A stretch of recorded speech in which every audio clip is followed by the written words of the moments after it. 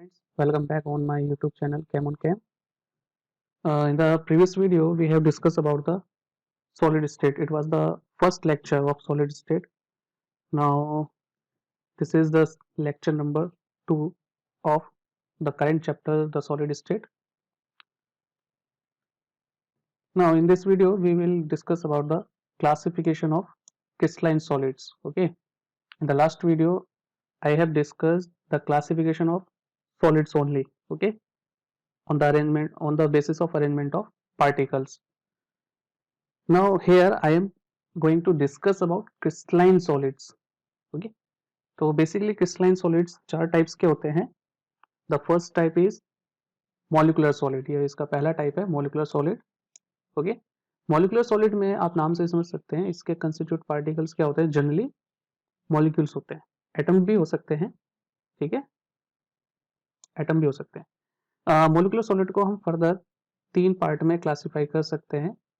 We can classify further molecular solid into 3 category. The first one is non-polar molecular solid. अच्छा, non polar molecule जानते ही होंगे आप. 11th class में हमने पढ़ा था कि ऐसे मॉलिक्यूल जिनमें परमानेंट डायपोल मोमेंट नहीं होता है, जिनका डायपोल मोमेंट जीरो, कोई पोलरिटी नहीं है, तो ऐसे मॉलिक्यूल को हम क्या बोलते हैं, नॉन पोलर मॉलिक्यूल्स. तो ऐसे ही मॉलिक्यूल से बना हुआ कोई भी solid non polar molecular solid की कैटेगरी में आएगा. इसमें कंस्टिट्यूट पार्टिकल या तो एटम हो सकते हैं, ये मैंने कहा था ना आपसे कि एटम भी होते हैं मॉलिक्यूलर सॉलिड में. ठीक है, जैसे ऑर्गन, हीलियम, या नॉन पोलर मॉलिक्यूल्स भी हो सकते हैं इसके अंदर. नॉन पोलर मॉलिक्यूल जैसे हाइड्रोजन, क्लोरीन, आयोडीन. और ऐसे सॉलिड्स में जो मॉलिक्यूल्स के बीच या एटम्स के बीच बाइंडिंग फोर्स होता है, या कोई फोर्स ऑफ अट्रैक्शन हम बोलें, जो फोर्स ऑफ अट्रैक्शन होता है वो बहुत ही ज़्यादा वीक होता है. और ये फोर्स ऑफ अट्रैक्शन होते हैं लंदन फोर्स, आप लंदन फोर्स बोल सकते हैं, लंदन डिस्पर्जन फोर्सेस भी बोल सकते हैं. ठीक है, ये एक टाइप का क्या है, वीक वंडरवॉल फोर्स होता है. London dispersion force week Van der Waals force के अंदर ही आते हैं. Okay,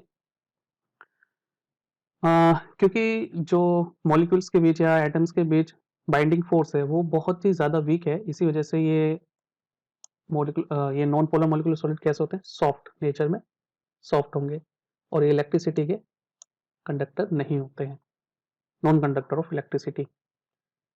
again weak Van der Waals force की वजह से ही इनका मेल्टिंग पॉइंट भी लो होता है, और ये रूम टेम्परेचर पे जनरली लिक्विड या गैसेस स्टेट में एग्जिस्ट करते हैं, सॉलिड स्टेट में नहीं एग्जिस्ट करते. ये हालांकि हम इन्हें सॉलिड में कन्वर्ट कर सकते हैं, वो बात अलग है. The next classification of molecular solid is polar molecule. ऐसे मॉलिक्यूल जिनमें कोई पोलरिटी हो, परमानेंट डायपोल मोमेंट की वैल्यू हो कुछ, तो ऐसे मॉलिक्यूल पोलर मॉलिक्यूल कहलाते हैं, और इनसे बनने वाला सॉलिड पोलर मॉलिक्यूल सॉलिड होगा. ठीक है, तो इसके कंस्टिट्यूट पार्टिकल्स क्या हो गए, इसके कंस्टिट्यूट पार्टिकल होते हैं ऐसे मॉलिक्यूल्स जिनमें पोलरिटी हो, यानी पोलर मॉलिक्यूल, जैसे HCl, CO2, SO2. ठीक है, ये CO2 आप ड्राई आइस की कैटेगरी में रख सकते हैं, ड्राई आइस.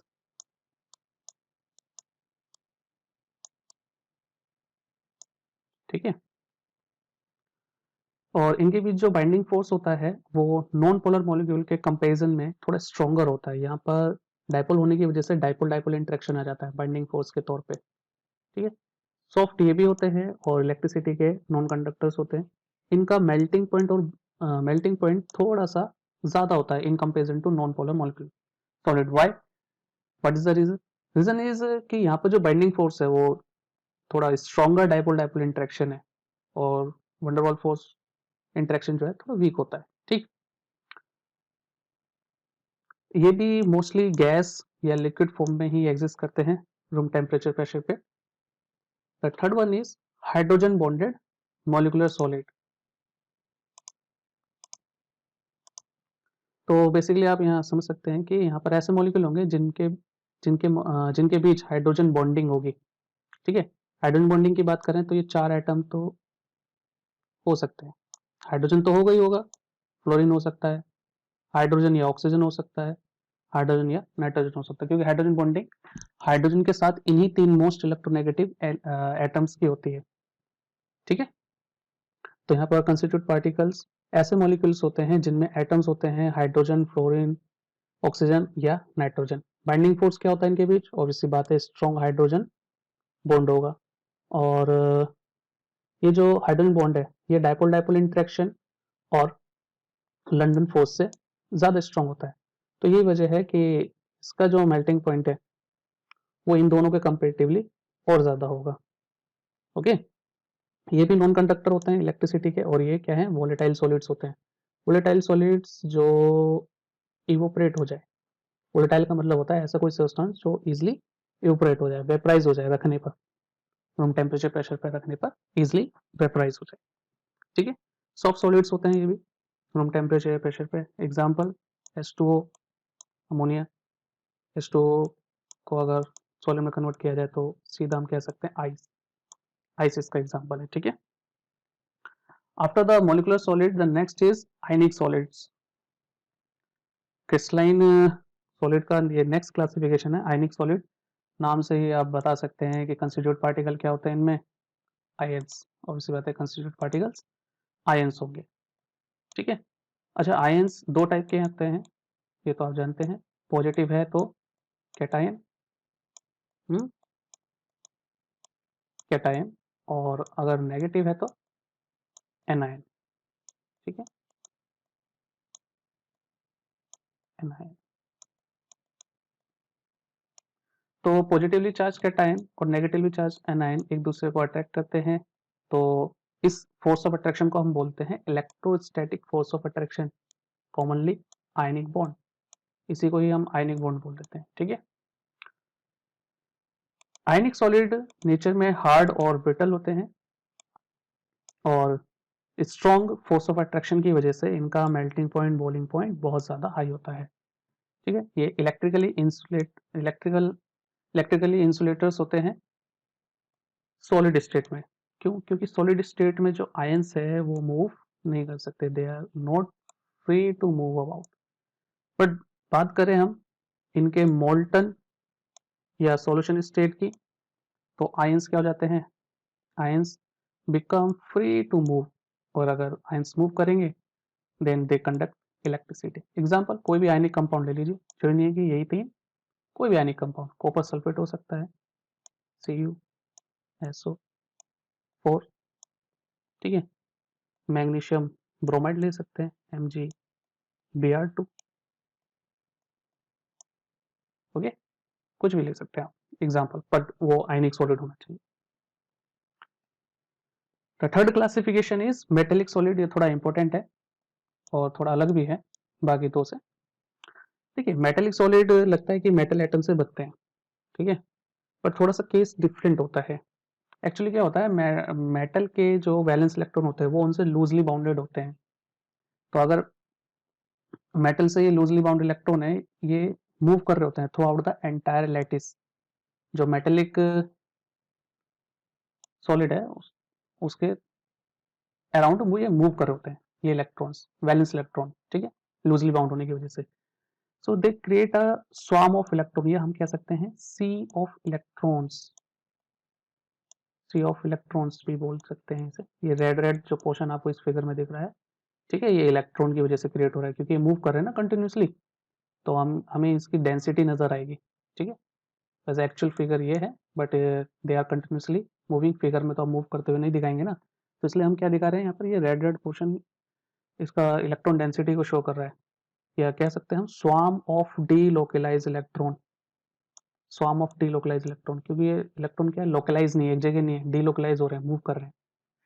ठीक है, अगर मेटल एटम से इलेक्ट्रॉन निकलेंगे बाहर तो मेटल क्या हो जाएगा? Positively charge. इसी पॉजिटिवली चार्ज मेटल आयंस को हम बोलते हैं कर्नेल्स। कर्नेल्स बोलते हैं। ठीक है, यहाँ से देख सकते हैं आप spelling, positive metal ions, kernels. ठीक है, which are surrounded by sea of electron. तो इन दो चीजों से मिलकर बने होते हैं, पॉजिटिवली चार्ज कर्नेल से और नेगेटिवली चार्ज इलेक्ट्रॉन से। ठीक है, तो कर्नेल्स पॉजिटिव चार्ज है, सी इलेक्ट्रॉन नेगेटिव चार्ज है, तो इन दोनों के बीच भी क्या होता है, force of attraction, electrostatic force of attraction, ठीक है। और इसी इलेक्ट्रोस्टैटिक फोर्स ऑफ अट्रैक्शन को हम बोलते हैं मेटेलिक बॉन्ड।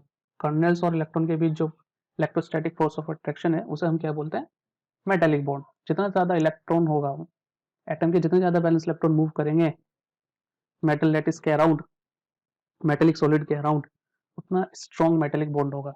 ये आप चैप्टर 8 में भी पढ़ेंगे डीएनएफ ब्लॉक में, ठीक है। ये बात चैप्टर 8 में भी आएगी, डीएनएफ ब्लॉक में पढ़ेंगे आप। अच्छा, ये जो फ्री इलेक्ट्रॉन्स है ये क्या कर सकते हैं, मूव कर सकते हैं इधर-उधर। तो इसी फ्री इलेक्ट्रॉन्स की वजह से मेटल क्या होते हैं, good conductor of electricity, good conductor of electricity and heat.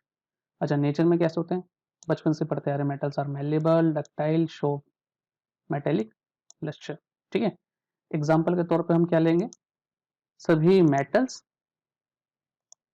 सभी मेटल्स इसके एग्जाम्पल है, या मेटल्स के होमोजेनियस सॉल्यूशन यानी एलॉयज भी इसके एग्जाम्पल हो सकते हैं, ठीक है। अच्छा, एक बात मैं आपको यहाँ और बताना चाहूँगा, मेटल जो है क्रिस्टलाइन सॉलिड की कैटेगरी में आता है, लेकिन किसी एक पर्टिकुलर मेटेलिक सॉलिड के अंदर एक से ज़्यादा टाइप्स के क्रिस्टल हो सकते हैं, ठीक है। क्रिस्टल क्या है और इसके टाइप्स क्या हैं, ये इसी वीडियो में मैं आगे डिस्कस करूँगा, ठीक है।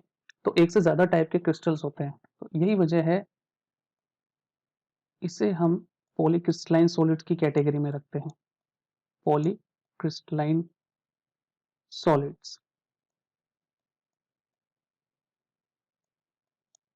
ठीक है। अब पॉलीक्रिस्टलाइन सॉलिड क्या होता है, पॉलीक्रिस्टलाइन सॉलिड ऐसा सॉलिड होता है जिसमें एक या एक से ज़्यादा टाइप्स के क्रिस्टल प्रेजेंट हो, ठीक है।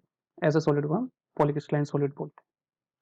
The next classification of crystalline solid is covalent और network solid, covalent and network solid. Covalent हम इसलिए बोलते हैं क्योंकि ऐसे सॉलिड्स में जो एटम प्रेजेंट है उनके बीच कोवलेंट बॉन्डेड होते हैं, बहुत सारे एटम्स आपस में एक दूसरे से अटैच होते हैं, जुड़े हुए होते हैं, किसके थ्रू, कोवलेंट बॉन्डिंग के थ्रू।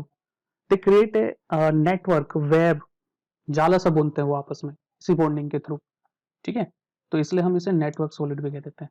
और ऐसे मॉलिक्यूल, मॉलिक्यूल बेसिकली क्या होता है, ग्रुप ऑफ एटम को हम मॉलिक्यूल बोलते हैं ना, लेकिन इसमें बहुत सारे एटम्स होते हैं, बहुत सारे एटम्स कोवलेंट बॉन्ड के थ्रू जुड़े हुए होते हैं, तो इसीलिए हम इसे एक और नाम दे देते हैं, जाइंट मॉलिक्यूल्स, विशाल, जाइंट मीन्स विशाल, ठीक है, जाइंट मॉलिक्यूल, बहुत बड़े मॉलिक्यूल्स होते हैं इस वजह से। अच्छा, इसके कंस्टिट्यूट पार्टिकल्स क्या हैं, कंस्टिट्यूट पार्टिकल्स इसके एटम हैं, जैसे कि मैंने बात करी, बाइंडिंग फोर्स क्या होता है इनके बीच, the binding force between the particle is strong covalent bond, ठीक है, strong covalent bond. They are strong, ये बहुत ज़्यादा स्ट्रॉन्ग होते हैं और ब्रिटल होते हैं नेचर में, और इनका मेल्टिंग पॉइंट भी हाई होता है और इलेक्ट्रिकली इंसुलेटर होते हैं। डायमंड आप इसका एग्जांपल, डायमंड को जानते हो ना, toughest substance on the earth, ठीक है। डायमंड है, सिलिका कार्बाइड है, SiC एग्जांपल है, और इसको कार्बोरेंडम भी बोलते हैं, ठीक है। ये ध्यान रखना, ये छोटी छोटी चीज़ें ध्यान रखनी पड़ेंगी अब, क्योंकि पैटर्न चेंज हुआ है, MCQ इंट्रोड्यूस हो गए हैं, फिलिंग द ब्लैंक्स वगैरह वगैरह, ठीक है। तो मार्क्स उसी के ज़्यादा जो 1 मार्क्स के 20 क्वेश्चन बना ले। क्वार्ट्स पे इसका एग्जांपल है, ठीक है। अच्छा, ग्रेफाइट भी इसी कैटेगरी में है, लेकिन ग्रेफाइट का बिहेवियर थोड़ा सा अलग है, एक्सेप्शनल बिहेवियर शो करता है। कोवलेंट नेटवर्क सॉलिड नेचर में कैसे होता है, हार्ड होता है, ठीक है। जैसे कि मैंने बात करी यहाँ पर, ये देखिए, they are very strong and hard, but graphite क्या होता है, सॉफ्ट होता है। Covalent network solid electrical insulator होते हैं, लेकिन ग्रेफाइट क्या है, ये तो इलेक्ट्रिसिटी को कंडक्ट करता है ना, हमने छोटी क्लासेस में पढ़ा है, 10th में था ये, कि ग्रेफाइट जो है इलेक्ट्रिकल का कंडक्टर होता है, कंडक्टेंस शो करता है। अच्छा, ग्रेफाइट का ये डिफरेंट नेचर क्यों है, चलिए समझते हैं, ठीक है। Graphite has exceptional property, that is it is soft and good conductor of electricity, ठीक है। तो आखिर ग्रेफाइट इलेक्ट्रिसिटी का अच्छा कंडक्टर क्यों है, इस चीज को समझते हैं हम। ये जो स्ट्रक्चर आप देख रहे हैं ये तो है डायमंड का, ठीक है, this is the structure of diamond. Diamond में ये जो ब्लैक डॉट है ये कार्बन एटम को रिप्रेजेंट कर रहा है। एक कार्बन 4 एटम से जुड़ा होता है, ठीक है, देख सकते हैं आप 1 2 3 4, ये 4 एटम से जुड़ा हुआ है और कार्बन के वैलेंस इलेक्ट्रॉन 4 ही होते हैं, तो यानी चारों के चारों इलेक्ट्रॉन बॉन्डिंग में पार्टिसिपेट कर रहे हैं इस केस में, डायमंड के केस में। वहीं दूसरी तरफ ग्रेफाइट में देखिए, ग्रेफाइट का स्ट्रक्चर कुछ ऐसा होता है, लेयर वाइज स्ट्रक्चर होता है। ये ब्लू डॉट्स जो आप देख रहे हैं ये कार्बन एटम है, तो एक कार्बन एटम कितने एटम से अटैच है, 1 2 एंड 3, ठीक है, 3 से अटैच है, यानी 3 इलेक्ट्रॉन बॉन्डिंग में पार्टिसिपेट कर रहे हैं। बच कितने गए, वैलेंस इलेक्ट्रॉन में से, valence electron is 4, 3 electron bonding में पार्टिसिपेट कर रहे हैं, माइनस कर दो, 1 इलेक्ट्रॉन इज रिमेनिंग। यही जो एक इलेक्ट्रॉन है, हर एक कार्बन एटम का एक इलेक्ट्रॉन है, ये ग्रेफाइट सॉलिड के अंदर क्या कर सकता है, मूव कर सकता है, ठीक है। On when we apply the potential, जब हम इलेक्ट्रिक पोटेंशियल अप्लाई करते हैं तो यही फ्री इलेक्ट्रॉन, हर एक कार्बन का एक जो फ्री इलेक्ट्रॉन है वो मूव कर सकता है। इसी वजह से ग्रेफाइट क्या है, इलेक्ट्रिसिटी को कंडक्ट कर पाता है, ठीक है। अच्छा, नेचर में सॉफ्ट क्यों है ये, यहाँ इस बात को भी समझ लेते हैं।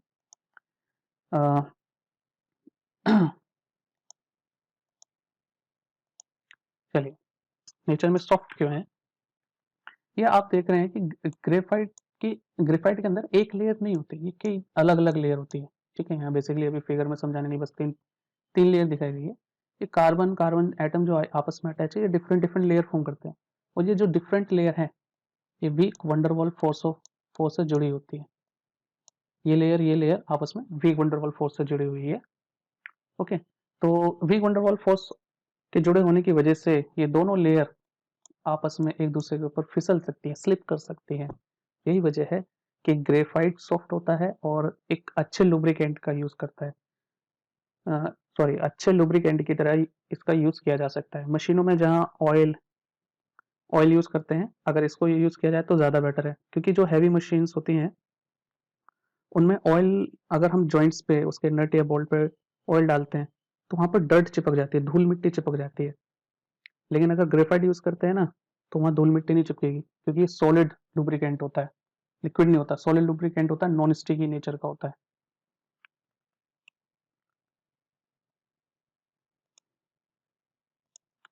तो देखिए यहाँ पर ये 2 क्वेश्चन बहुत अच्छे बन सकते हैं। तो पहला क्वेश्चन था कि why graphite is good conductor of electricity, the answer is the fourth electron is free to move about between different layers, so graphite is good conductor of electricity, ठीक है।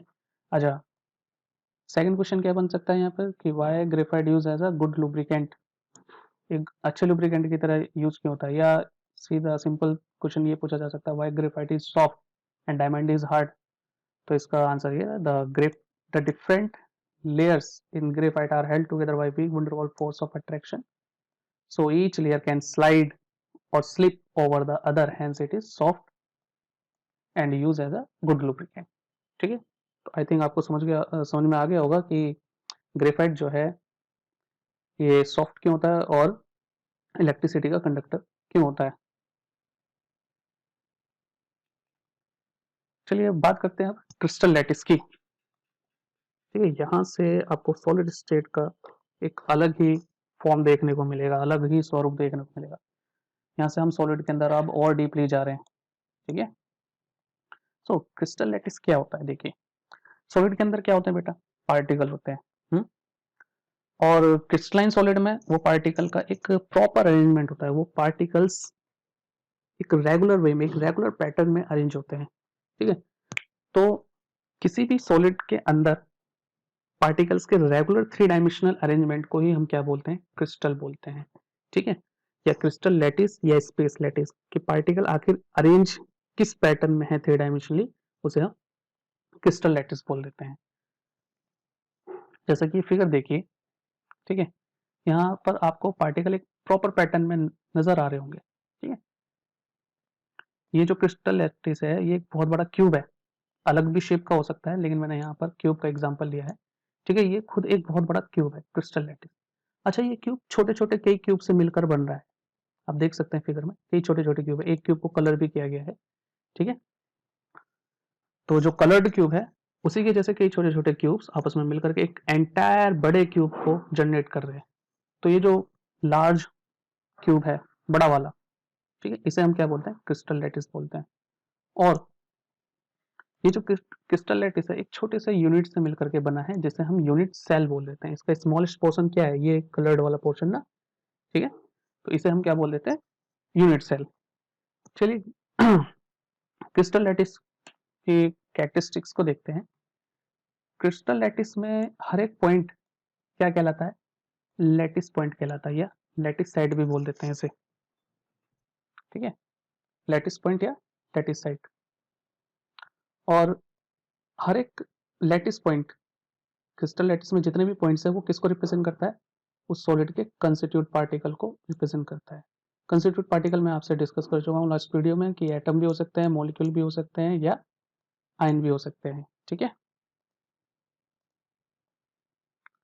तो अगर हम इन्हीं लैटिस पॉइंट को जोड़ दें किससे, किसी लाइन से, तो एक प्रॉपर ज्योमेट्री, एक 3 डायमेंशनल ज्योमेट्री हमारे पास आ जाती है लैटिस की, ठीक। अच्छा, ऐसे लैटिस कितने पॉसिबल है, 14 पॉसिबल लैटिस हैं, और इन्हीं सभी को हम कलेक्टिवली क्या बोल देते हैं, ब्रेवियस लैटिस।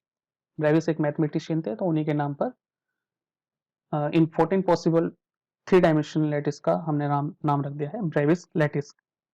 ओके, अभी मैंने आपसे बात की थी कि क्रिस्टल लैटिस, जो ये पूरा एंटायर क्रिस्टल लैटिस है, ये खुद छोटे छोटे स्ट्रक्चर से मिलकर के तैयार होता है, जैसे हम क्या बोलते हैं, यूनिट सेल बोलते हैं।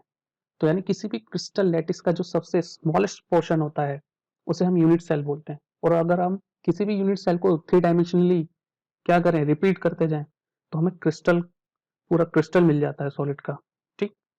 So let's talk about the unit cell.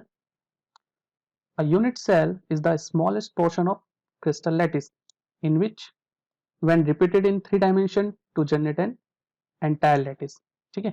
Simply हम कह सकते हैं कि किसी भी क्रिस्टल का बिल्डिंग ब्लॉक होता है कौन, यूनिट सेल, ठीक है। अच्छा, यूनिट सेल की भी अपनी कुछ कैरेक्टरिस्टिक्स होती हैं। किसी भी यूनिट सेल को, जैसा ये इस फिगर को देख लेते हैं, ठीक है, इसके 6 पैरामीटर होते हैं, इसके 3 साइड ए बी सी, ठीक है, इसकी 3 साइड, और इन्हीं साइड के बीच बनने वाले एंगल अल्फा, बीटा और एक गामा। आप कुछ और भी ले सकते हैं, एक्स वाई जेड भी ले सकते हैं, ठीक है। ये तो बस एक रिप्रेजेंटेशन है। तो यूनिट सेल के कितने पैरामीटर्स हो गए, 6 पैरामीटर्स हो गए। वो 6 पैरामीटर्स कौन कौन से हैं, 3 तो ये साइड ए बी सी, ठीक है, और 3 ये एंगल अल्फा बीटा गामा, इन 3 साइड में बनने वाले 3 एंगल। तो किसी भी यूनिट सेल में अगर हम ये साइड डिफरेंट कर दे या एंगल डिफरेंट कर दे, तो हमें डिफरेंट डिफरेंट स्ट्रक्चर्स मिलते जाएंगे। तो ऐसे पॉसिबल कितने स्ट्रक्चर्स है, 14 पॉसिबल स्ट्रक्चर्स है, ठीक है। और इन्हीं डिफरेंट डिफरेंट स्ट्रक्चर्स को हम बोल देते हैं Brevis lattice, collectively Brevis lattice नाम दे दिया गया है, ठीक है। चलिए आगे बढ़ते हैं। अब बात करते हैं यूनिट सेल के क्लासिफिकेशन की। तो यूनिट सेल को 2 पार्ट में डिवाइड किया गया है, one is primitive and another one is centred, ठीक है। तो सबसे पहले हम प्रिमिटिव को डिस्कस करेंगे। देखिए, प्रिमिटिव यूनिट सेल क्या है, प्रिमिटिव यूनिट सेल में पार्टिकल सिर्फ कॉर्नर में प्रेजेंट होते हैं। Here the constitute particles are present only at corners of the unit cell. आप ये एग्जांपल के तौर पे देख सकते हैं, ठीक है। ये मैंने किस टाइप का यूनिट सेल लिया है, सिंपल क्यूबिक, सिंपल क्यूबिक, ये क्यूब शेप का है, ठीक है, इसलिए सिंपल क्यूबिक नाम दिया। ये इसके लैटिस पॉइंट है, ये लैटिस पॉइंट है, ठीक है, कॉर्नर पे है पार्टिकल। लैटिस पॉइंट भी पीछे पढ़ा था ना हमने, लैटिस पॉइंट किसको डिनोट करता है, पोजीशन ऑफ पार्टिकल्स, चाहे एटम हो, मॉलिक्यूल हो, या आयन हो, ओके। अच्छा, वैसे बेसिकली 3 डायमेंशनल स्ट्रक्चर इसका ये होगा, ठीक है। जो सिंपल क्यूबिक है ये तो एक मॉडल है, बस बॉलिस्टिक मॉडल है। तो 3 डायमेंशनल एक्चुअल स्ट्रक्चर होगा एटम का, वो ये होगा, ठीक है। एटम किसी भी सॉलिड में हम एटम को हार्ड स्फीयर के तौर पे ट्रीट करते हैं, ये बात ध्यान रखना। अच्छा, किसी भी लैटिस का जो कॉर्नर है, कॉर्नर, और कॉर्नर पे जो एटम होगा वो 8 यूनिट सेल से शेयर होता है, 8 यूनिट सेल से। चलिए इस बात को थोड़ा समझते हैं। बैक साइड चलते हैं हम। तो देखिए जैसे ये क्रिस्टल लैटिस है, ठीक है, और ये इसका छोटा सा यूनिट सेल है। तो जहाँ पर मेरे माउस का कर्सर जा रहा है उस वाले एटम को ध्यान से देखिए, इस पोजीशन को ध्यान से देखिए, ठीक है। आपको क्या लगता है ये कितने यूनिट सेल का कॉर्नर है? ये सिर्फ इसी यूनिट सेल का कॉर्नर नहीं है, ये इसके बैक साइड, इस ये राइट साइड वाले, ये बैक साइड, इस राइट साइड के बैक साइड, ये 4 तो नीचे हैं और 4 ऊपर, टोटल 8 यूनिट सेल से ये शेयर हो रहा है एक कॉर्नर। तो यही वजह है कि हम एटम का 1/8 पोर्शन लेते हैं, 1/8 पोर्शन लेते हैं कॉर्नर पे, एटम का 1/8 पोर्शन कंसिडर किया जाता है। चलिए देखते हैं कि प्रिमिटिव यूनिट सेल में आखिर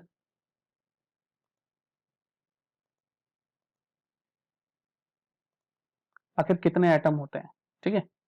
जैसे कि अभी मैंने बात करी कि हर एक कॉर्नर 8 डिफरेंट यूनिट सेल से शेयर होता है, तो एक यूनिट सेल के लिए एटम का कितना पोर्शन हो गया? 1/8 पोर्शन हो गया, ठीक है। अच्छा, और एक यूनिट सेल में कितने कॉर्नर है? 8, 1 2 3 4 5 6 7 एंड 8, तो 8 कॉर्नर हो गए। 8 कॉर्नर पे एटम का 1/8 पोर्शन, 8 से 8 ये कैंसिल, तो कितने एटम हुए टोटल यूनिट सेल में, सिंपल क्यूबिक यूनिट सेल में या प्रिमिटिव यूनिट सेल में?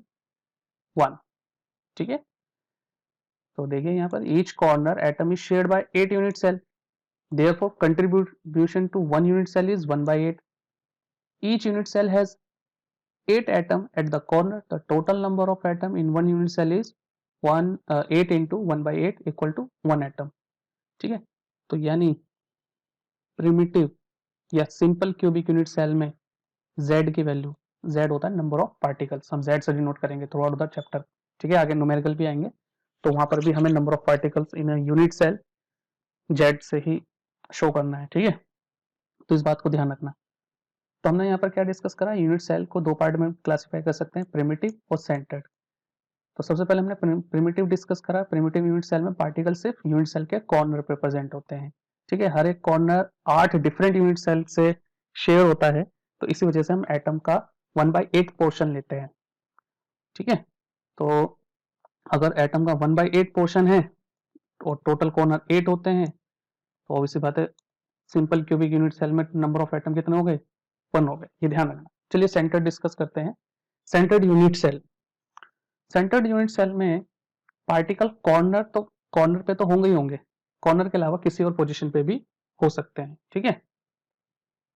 तो इसे भी 3 टाइप में बांटा गया है। सेंटर्ड यूनिट सेल को फर्दर 3 पार्ट में डिवाइड किया गया है, जिसमें पहला है बॉडी सेंटर्ड यूनिट सेल, ठीक है। बॉडी सेंटर्ड यूनिट सेल में कॉर्नर पे तो एटम्स होंगे ही होंगे, यूनिट सेल के कॉर्नर पे एटम होते ही हैं, साथ के साथ बॉडी के सेंटर में भी होंगे, बीचों बीच होगा, ठीक है।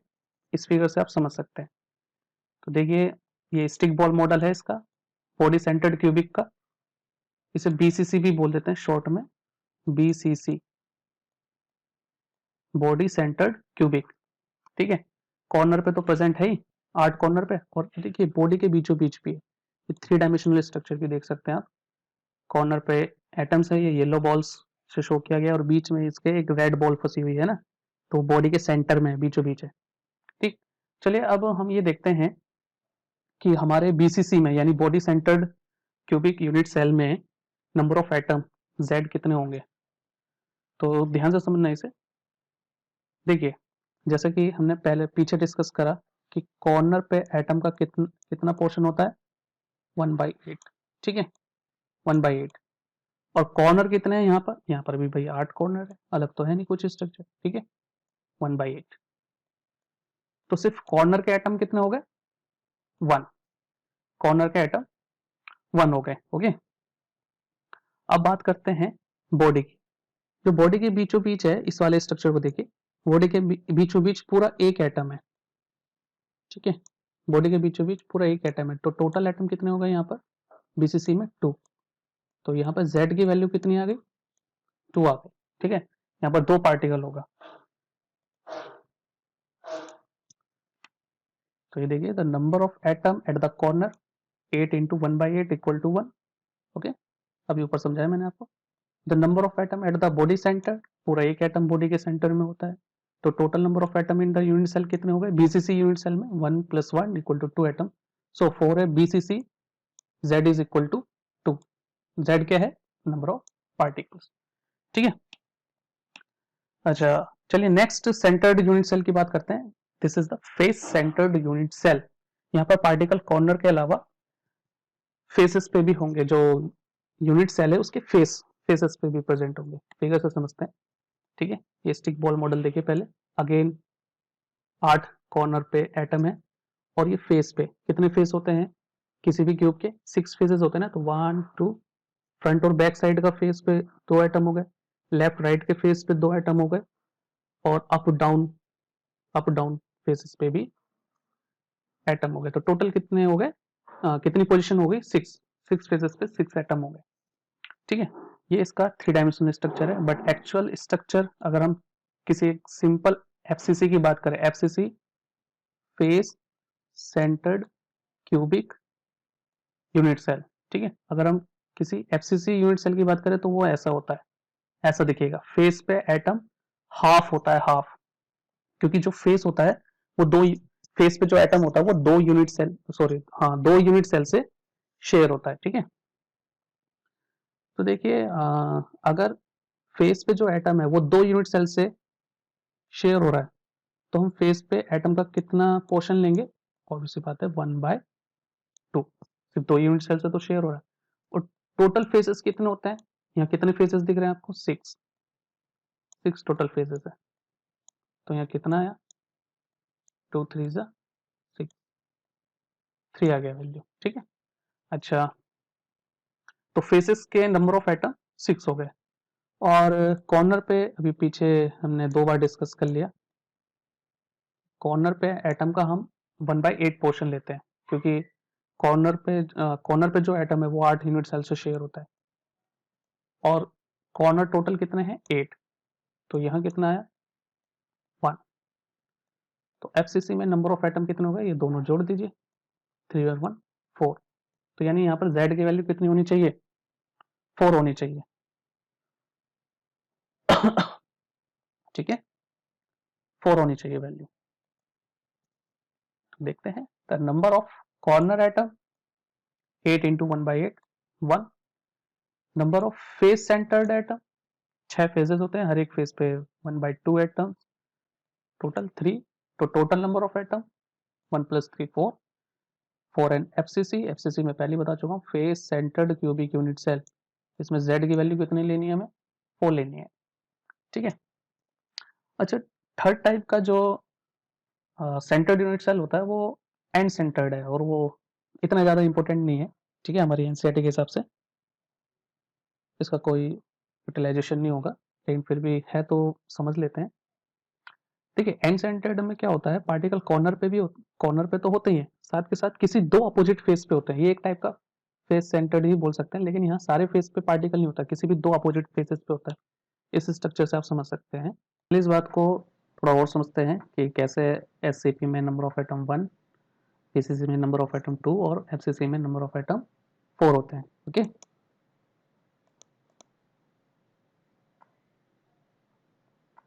ठीक है, ये सिंपल क्यूबिक यूनिट सेल है, ठीक। अभी हमें इसे कट करना है ताकि एक यूनिट सेल बनाया जा सके इसका, ठीक है, ओके। तो ये हो गया सिंपल क्यूबिक यूनिट सेल, इस तरीके का होता है, और यही यूनिट सेल अगर ये जुड़ते जाएं तो पूरा एंटायर लैटिस तैयार हो जाता है, उस लैटिस के अंदर ये रहा हमारा छोटा वाला पोर्शन यूनिट सेल, ओके। इसीलिए हमने 1/4 एटम्स लिया था कॉर्नर पे। अभी इन एटम्स को हम जोड़ते जाएं, ये 8 टाइम्स अगर ये जुड़ते जाए तो देखिए एससीपी में नंबर ऑफ एटम कितना हो जाएगा, 1 पार्टिकल पर यूनिट सेल, इसलिए हम लेते हैं एससीपी था ये। बीसीसी की बात करते हैं, ये बीसीसी का स्ट्रक्चर, ठीक है, इसे भी कट करेंगे ताकि यूनिट सेल बनाया जा सके।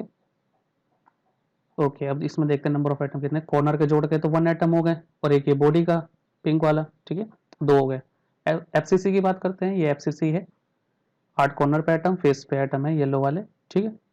इसे भी कट करते हैं ताकि यूनिट सेल तैयार किया जा सके, ठीक है। तो कॉर्नर के एटम हो गए 1, फेसेस के हो गए ये 3 येलो एटम्स, टोटल हो गए 4 particles per unit cell, okay. तो आई होप समझ में आ गया होगा आपको कि कैसे एससीपी में नंबर ऑफ एटम 1 लेना है और बीसीसी में 2 और एफसीसी में 4, ठीक। Thanks for watching my video. अगर ये अच्छी लगी हो तो इसे सब्सक्राइब करें, शेयर करें दूसरों के साथ ताकि मैक्सिमम से मैक्सिमम स्टूडेंट इसका फ़ायदा उठा सकें।